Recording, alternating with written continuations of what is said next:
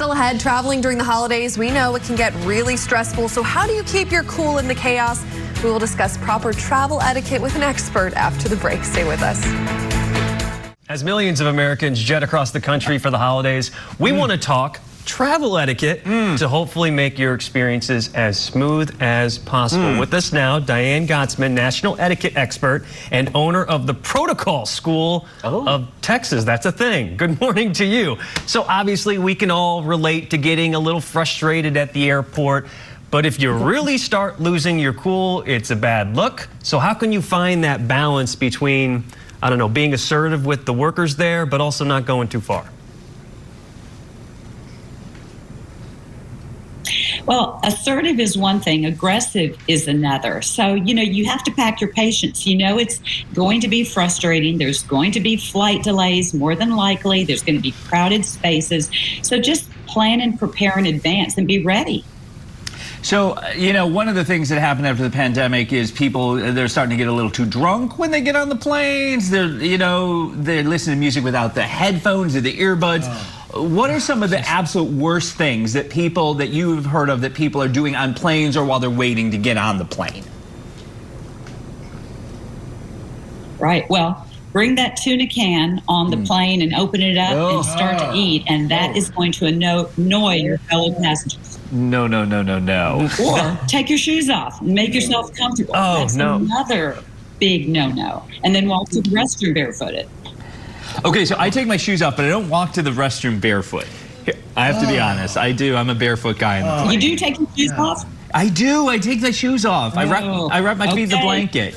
All right, so there is a dividing line between Scotty and I right here on one very big issue, and that is when the plane lands and it pulls up to the gate and the lights go on and you hear that ding. What is the protocol for filling the aisle?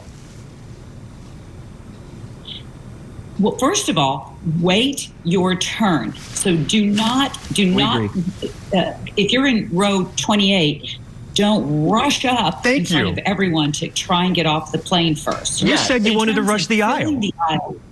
People have to stand up and get their luggage. Yes. So let me ask you this. Who wants to rush the aisle? You should not rush the aisle. Okay, so what I do, I'm the aisle, I sit in the seat. Tell me if I'm wrong here. I sit in the seat. As soon as that has ding, I am up and I'm standing in the aisle right next to my seat doing defense. I'm like the Lions defense there in the aisle. You didn't explain that. Nobody's getting past the Detroit Lions when I'm on that plane. Is that inappropriate or is that good etiquette?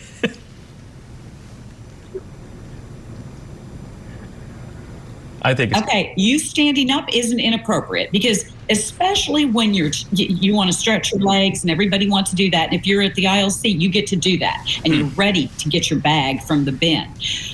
But if you're playing defense and your hands are out and you're just kind of blocking everyone, that does send the message of aggression rather than just waiting your turn. It's really simple. It's like the Holland Tunnel. Every other car.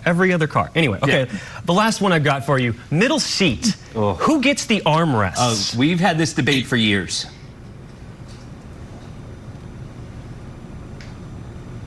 Okay, so if you do any research, and this is including me, that says the middle seat can have either armrest, but if you think about it beyond that rule, who is going to sit with both arms on both armrests? You'd have to be spread out pretty wide to do that. So I think that the person in the middle seat, you're watching the body language of other people, but you're going to lean one way or the other. Generally, that person is not going to use both armrests and just spread their wings spread out unless they're very large people. That's a good point. I'm a big fan of, because I always get the aisle seat. I give up, I sacrifice that armrest, and I just lean to the aisle. I keep one, I let that person have that one. Same, but I'm the window. I give up the right armrest. Yeah, I mean, absolutely. That's very nice. Yeah. That's a nice thing to do. Let's spread the message to the rest of the world.